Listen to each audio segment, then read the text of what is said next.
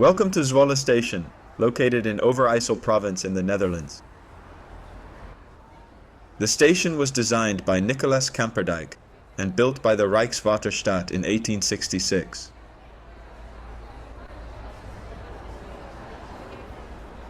It is one of two Stadsspoorwegen first-class Waterstaat stations in the country, awarded first class for its size.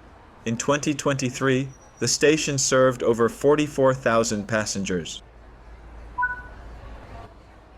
Looks like a route map is missing. Let's go ahead and place this missing one while you wait. There are more route tasks to discover.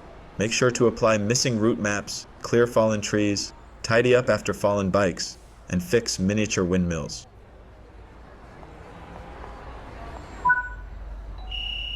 Take a seat. The train is just about to leave.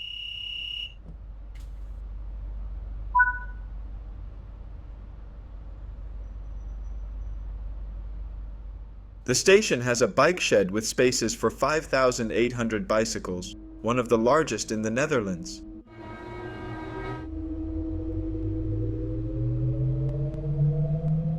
Between 2010 and 2015, the station was rebuilt to cope with the increased passenger numbers expected, due to the new Hanselijn line between Lelystad and Zwolle.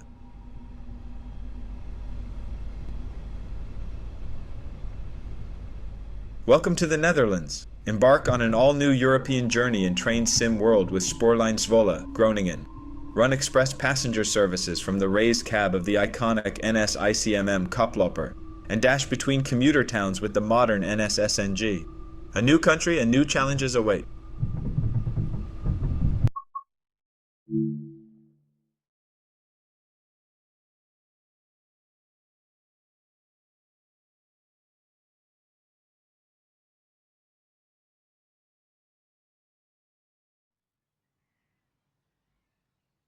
In this training module, you'll be learning to drive the NS Intercity Material ICM, Electric Multiple Unit.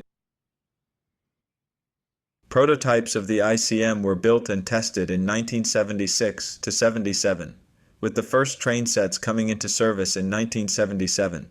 It has become an iconic train for NS, servicing many intercity services to this day. Multiple subseries of the train have existed throughout its lifetime, going through multiple iterations of modernization. Working for over 40 years, this makes it one of the oldest train types, still in active passenger service, in the NS fleet. The unique design of the ICM has their cabs located on the roof, which initially allowed through gangways between coupled sets. Refurbishments of the sets between 2006 and 2011 removed these gangways as they were deemed unreliable. The ICM received the nickname Koploper because it had what's called a walk-through head, though after modernization, this walk-through was removed. Insert the master key. Set the headlights to indicate that this train is operational.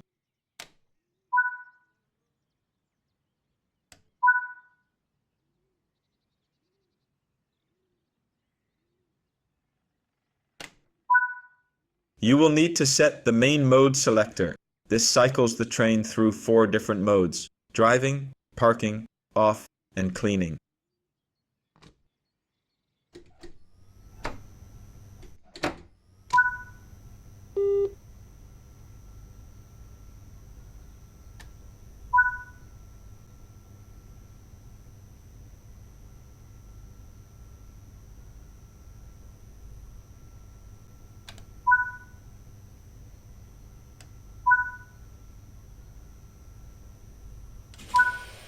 Open the passenger doors to allow boarding.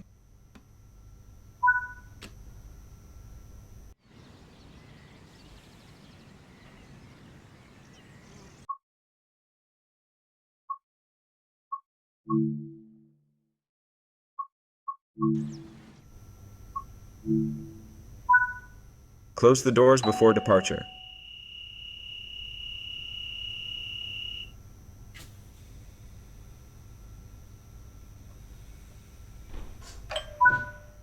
Release the brakes. Set the reverser to forward.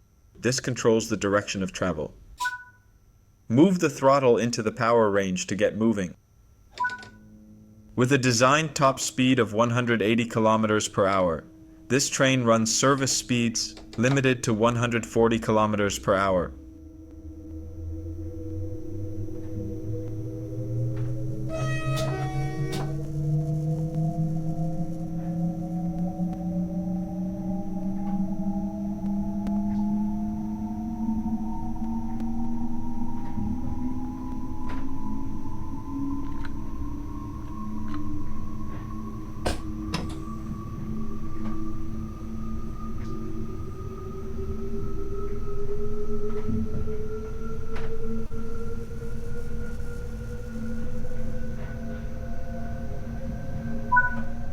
Now you've built up some speed, you can return the throttle to the 0 position to begin coasting.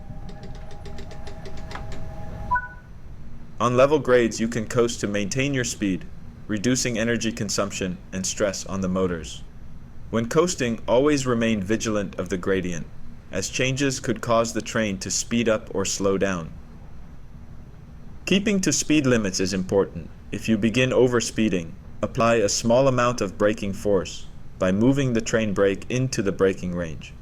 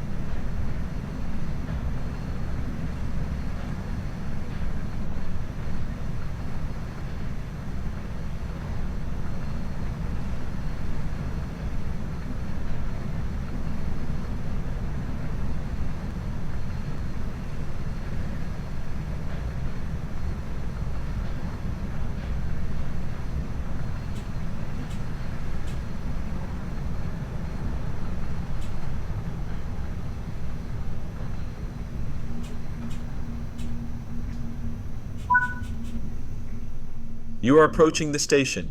Begin applying a small amount of braking force by moving the train brake into the braking range.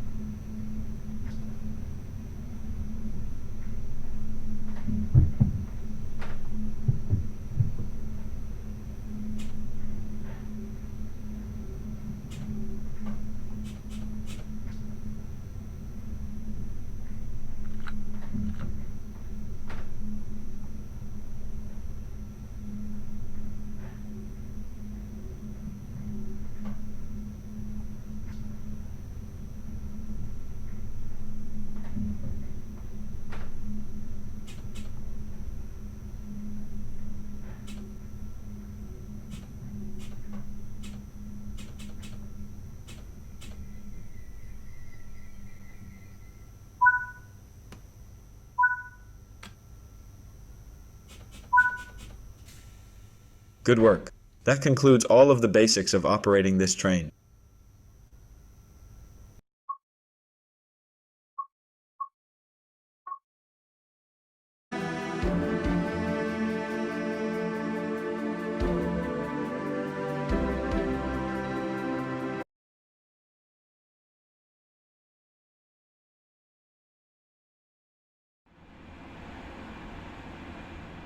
In this training module, you'll be learning to drive the SNG3, also known as the CAF Sprinter New Generation 3-car EMU. The Sprinter New Generation train sets are part of the CAF Civity family of regional passenger trains. The SNG was acquired to replace the older SGM units and the push-pull loco-hauled services, the plan being to provide growth of the number of passengers on the rail network. Set the master key to on.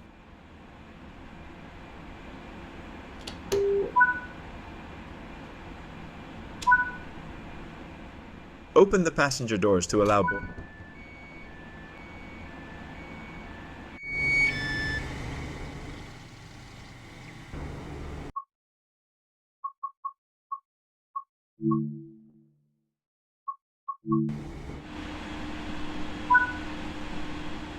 Close the doors before departure.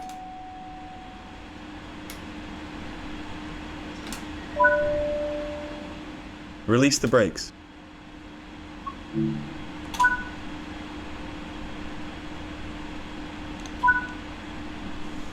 With a top speed of 160 kilometers per hour and acceleration of 1.3 meters per second squared, it's a modestly fast regional sprinter train.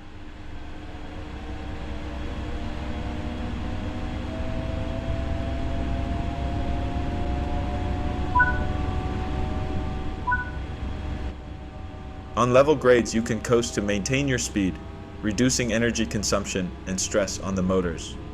When coasting, always remain vigilant of the gradient, as changes could cause the train to speed up or slow down. Keeping to speed limits is important. If you begin overspeeding, apply a small amount of braking force by moving the train brake into the braking range. In March 2015, NS allowed travelers and staff to choose possible interiors. Interested parties could choose from 3 interiors, with seats for the first and second class, and folding seats. The results have been an important factor in the interior choices of the new sprinters. Initially, the SNG trains had a dark blue front. While this color met EU standards, the combination of the dark color and large window made it difficult to see the train at level crossings. NS would repaint 150 trains it already had, while new trains would be delivered with the new yellow color.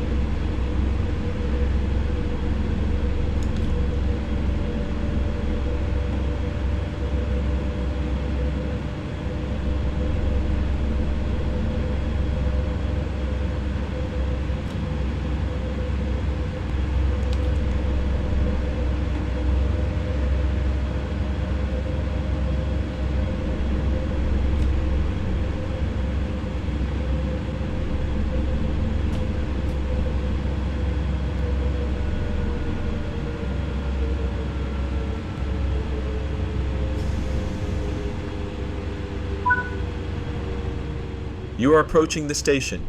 Begin applying a small amount of braking force by moving the train brake into the braking range.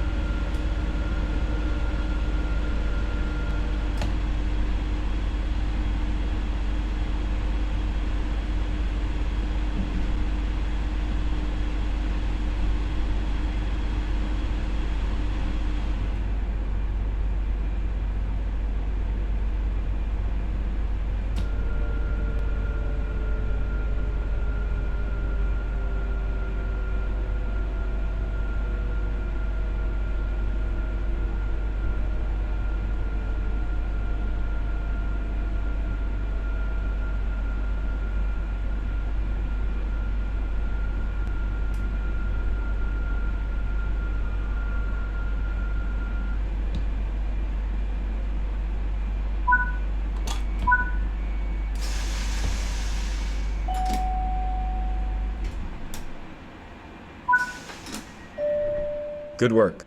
That concludes all of the basics of operating this train.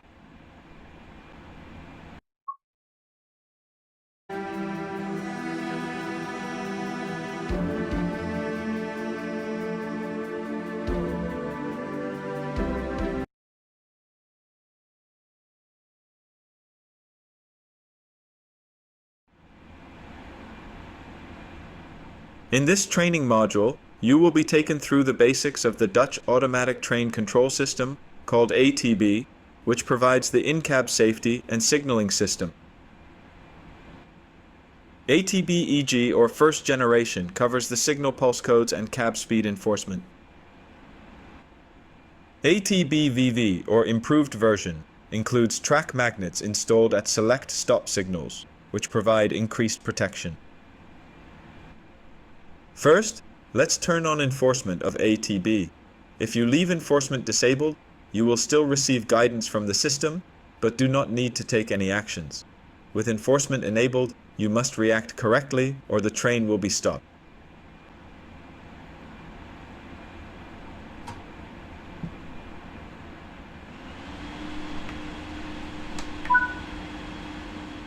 The ATB system consists of two parts.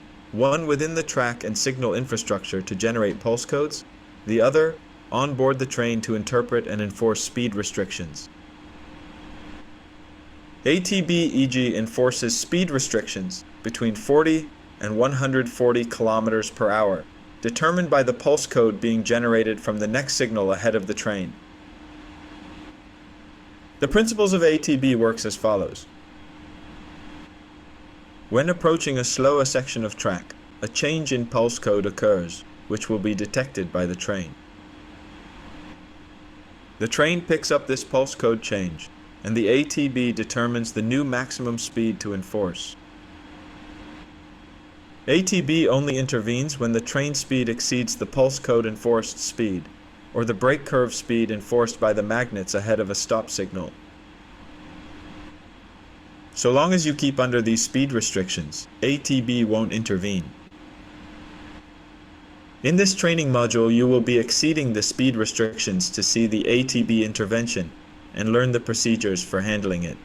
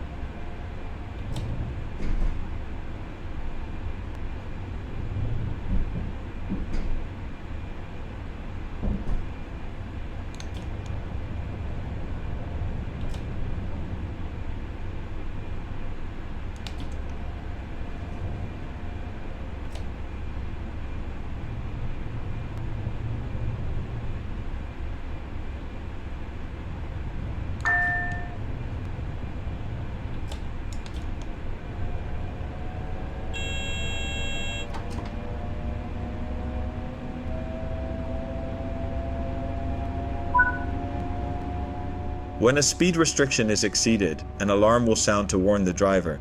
The driver has a few seconds to apply the brake to safely reduce the speed of the train. Accelerate the train now and exceed the speed limit. When the alarm sounds, apply braking until the train speed has reduced below the current restriction.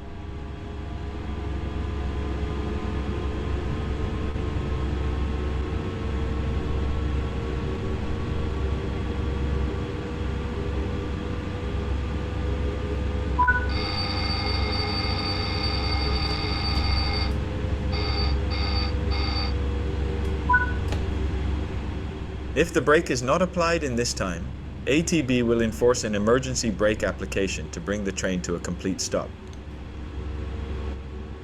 Exceed the speed limit again and wait for the train to enforce emergency braking.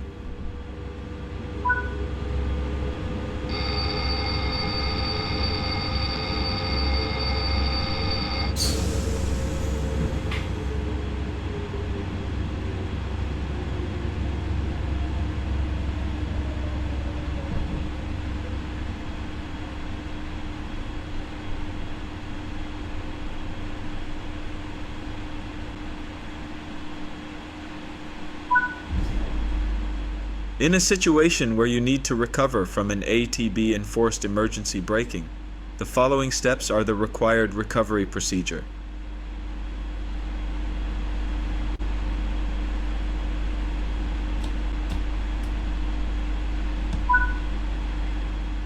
Press the Grendelin button on the digital display screen.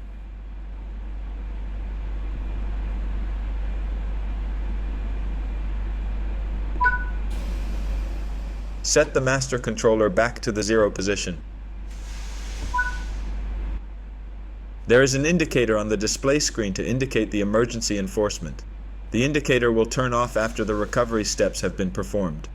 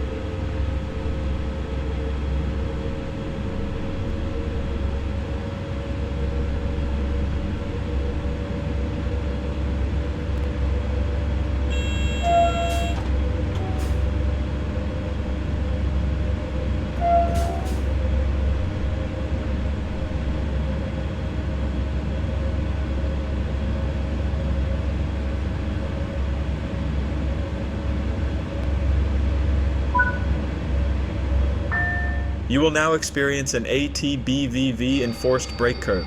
Proceed at 40 km per hour until the emergency brake is triggered. When approaching a signal equipped with the ATBVV magnets, you must be prepared to stop the train. ATBVV magnets will enforce a brake curve over the existing pulse code restriction, which is intended to stop the train before passing the signal. These ATBVV magnets are installed at 120, 30, and 3 meters in front of select signals, but will only enforce a braking curve when the signal displays a stop aspect.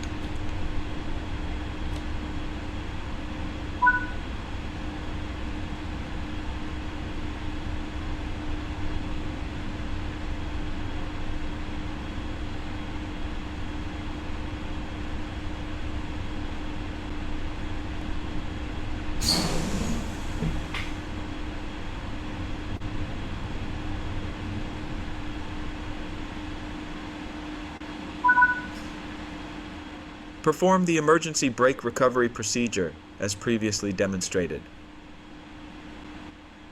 Set the master controller to the emergency position.